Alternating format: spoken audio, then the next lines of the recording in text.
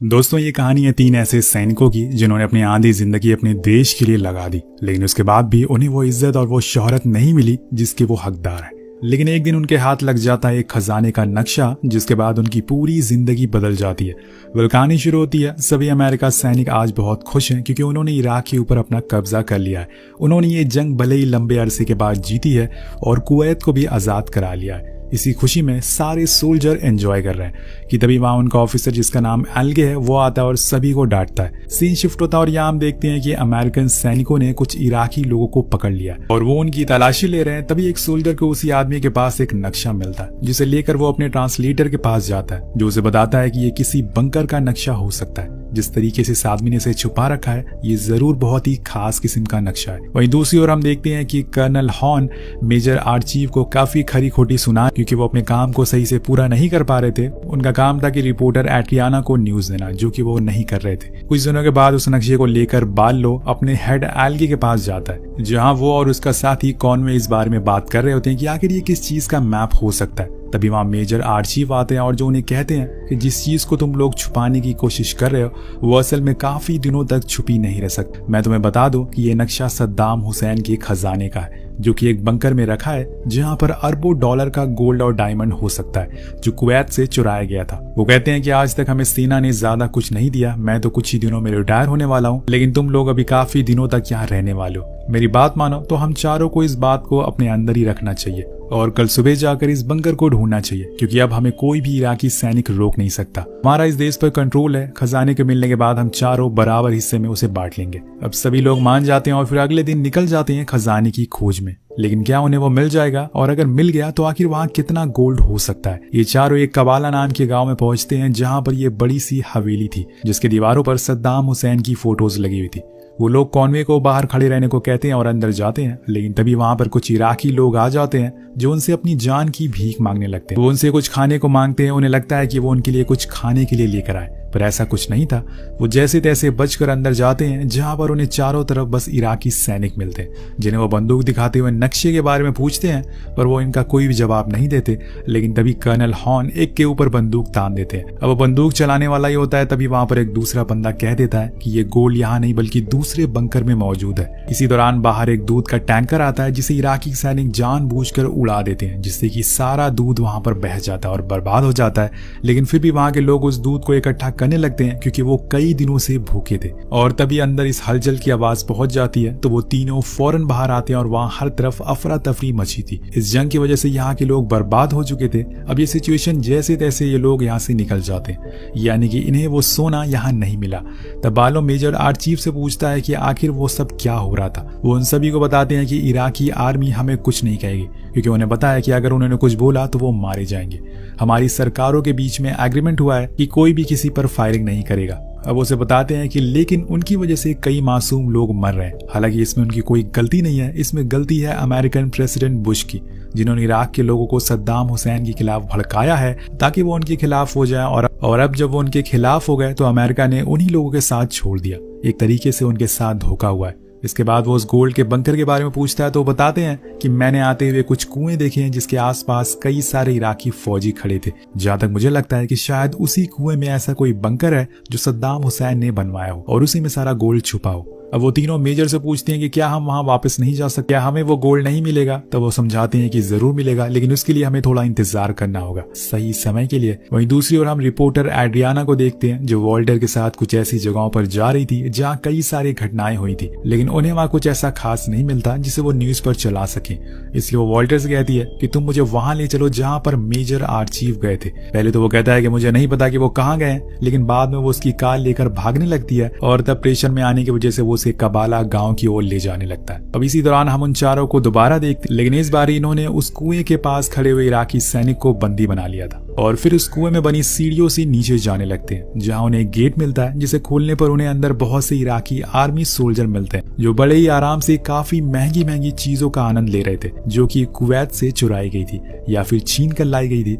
वहां पे काफी सारे कंप्यूटर्स थे जिन्हें आज तक कभी खोला तक नहीं गया। बहुत सारी महंगी कारें थी। लेकिन तभी मेजर आर्चीव की नजर एक अंडरग्राउंड डोर पर पड़ती है, जिसे वो खोलने के लिए कहते हैं, लेकिन वो सैनिक मना कर देता है। तब वो उसे कहते हैं कि ये सारी कीमती चीजें कुवैत की है और अब हम इन सारी चीजों को वापस उन्हें देने के लिए जा रहे हैं। तब वो मान जाता है और फिर उन्हें अंदर ले जाता है, जहाँ पर तकरीबन 20 से 25 बैग थे, जिन्हें खोलने पर उनके अंदर अरबों डॉलर के पैसे थे। कुछ बहुत ही महंगी वॉचेस थी और आखिर कुछ बैग्स थे जो कुवैती गोल्ड से भरे हुए थे, जिनकी कीमत करोड़ों डॉलर में थी। सारे सामानों को देखकर इन तीनों की हालत टाइट हो जाती है और उन्हें यकीन ही नहीं होता कि ऐसा कुछ भी यहाँ छुपा हो सकता है इस रेगिस्तान में। इसके बाद वो एक एक करके सभी चीजों को दूसरे बैग में भरना शुरू करते हैं। तभी बार्लो मेजर से कहता है कि हमें इस गोल्ड को यहाँ से बाहर ले जाने के लिए एक ट्रक की जरूरत पड़ेगी, मैं एक ट्रक लेकर आता हूँ। अब वो फौरन ऊपर जाता है और वहाँ कॉनवे से कहता है कि सब कुछ ठीक है ना, तो वो कहता है कि हाँ। अब उनके पास ट्रक भी था और सोना भी था, तो वो सोने को भरना शुरू करते हैं। लेकिन तभी हम वहाँ कुछ इराकी सोल्जर को देखते हैं जो एक सिविलियन को पकड़ लेते हैं और वो लड़की अमेरिकन सोल्जर से मदद मांगती है कि हमें छोड़कर मत जाओ, हमें भी अपने साथ ले जाओ वरना ये लोग हमें मार देंगे।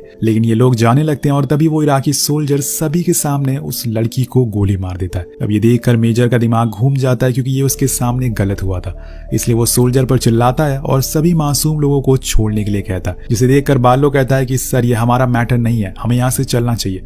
तभी यहाँ बहस होना शुरू हो जाती है और उसी समय मेजर के ऊपर वो सोल्जर गोली चला देता है, जिसके बदले में ये भी उसे मार देते हैं। अब यहाँ दोनों तरफ से गोलियां चलना शुरू हो जाती है, जिसमें सारे इराकी सोल्जर को ये मार गिराते हैं और जो सिविलियन बचते हैं उन्हें अपनी ट्रक में बैठा लेते हैं और कहते हैं कि इन्हें किसी सेफ जगह ले जाकर छोड़ देंगे। अब सभी मेजर की हरकत से खुश नहीं थे क्योंकि ये रूल के खिलाफ है। अमेरिका ने साफ साफ बोला है कि वो अब किसी भी इराकी सोल्जर पर हमला नहीं करेंगे। उनके जाने के बाद वहां इराकी सेना का मेजर आता है और वो अपने लोगों को मरा हुआ देखकर पागल हो जाता है और कहता है कि अमेरिका ने हमारी शर्त तोड़ दी है, अब हमें भी हमला करना होगा। तो वो कुछ आंसू गैस के गोले आसमान में छोड़ता है जो जाकर सीधा इन लोगों की वैन के ऊपर फटते हैं, जिससे कि वहां की हवा में गैस फैल जाती है और सभी को चक्कर आना शुरू हो जाते हैं। अब बार्लो अपना मांस ढूंढने लगता है, लेकिन तभी कॉनवे देखता है कि सामने कुछ लैंड माइन बिछी हुई है, इसलिए वो सभी सिविलियन को लेकर ट्रक से कूद जाता है। लेकिन कुछ ना दिखने की वजह से बार्लो कूद नहीं पाता और तभी एक धमाका होता है, लेकिन इस धमाके में किसी को कोई चोट नहीं आती, सभी सही सलामत थे। तभी उसकी नजर दो बच्चों पर जाती है जो पास में ही लगे हुए माइंस के पास जा रहे थे। वो फौरन जाकर उन्हें बचाता है, लेकिन तभी वहां पर कुछ इराकी सैनिक आ जाते हैं जिन्होंने गैस मास्क लगाए हुए थे।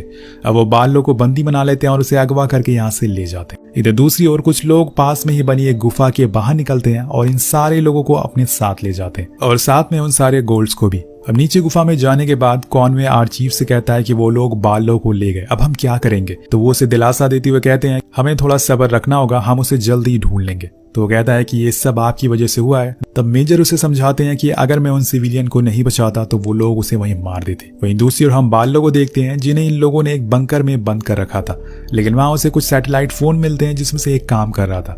अब वो फौरन अपने कैंप में कॉल लगाता है, लेकिन कॉल कोई उठाता नहीं, तो वो अपनी वाइफ को कॉल लगाता है और उसे कहता है कि कर्नल हॉर्न को बता दो कि मैं कबाला गांव में फंसा हुआ हूँ, वो आकर जल्दी से मुझे बचा ले। और इतना बोलते ही फोन कट जाता है। उधर दूसरी तरफ कैंप में सबको पता चल गया था कि मेजर और उसके साथ कुछ लोग कबाला गांव में गए हैं, लेकिन उन्हें ये पता नहीं था कि अभी वो किस हालत में है। लेकिन तभी एक सैनिक आकर उन्हें सारी कहानी बताता है कि उन्हें एक मैप मिला था जिसे लेकर वो लोग गए हैं। तो सार्जेंट कहते हैं कि जरूर ये उनका कोई पर्सनल मिशन होगा, तुम अपनी टीम के साथ उन्हें ढूंढने के लिए जाओ। उधर मेजर और रेबल ग्रुप के हेड के बीच में दोस्ती हो जाती है और वो दोनों आपस में डील करते हैं कि हम अपने गोल्ड को आधा आधा बांट लेंगे और फिर तुम्हारा दोस्त बार्लो को भी ढूंढने में मदद करेंगे। वो उन्हें कुछ हथियार भी देता है और बताता है कि जरूर उसे इराक आर्मी ने ओसिस बंकर में छुपा कर रखा होगा, हमें वहीं चलना चाहिए। इधर बार्लो की हालत ठीक नहीं थी, इराकी सैनिक उसे लगातार दर्द दे रहे थे क्योंकि उसे अमेरिकन से सख्त नफरत थी। अमेरिका की वजह से उसका पूरा परिवार मारा गया था, इसलिए उसे और तकलीफ देता है। वहाँ मेजर और रेबल अपने लोगों को लेकर बाहर आ जाते हैं और उस बंकर की ओर बढ़ने लगते हैं, लेकिन बीच में उनका सामना कुछ रेबल ग्रुप से होता है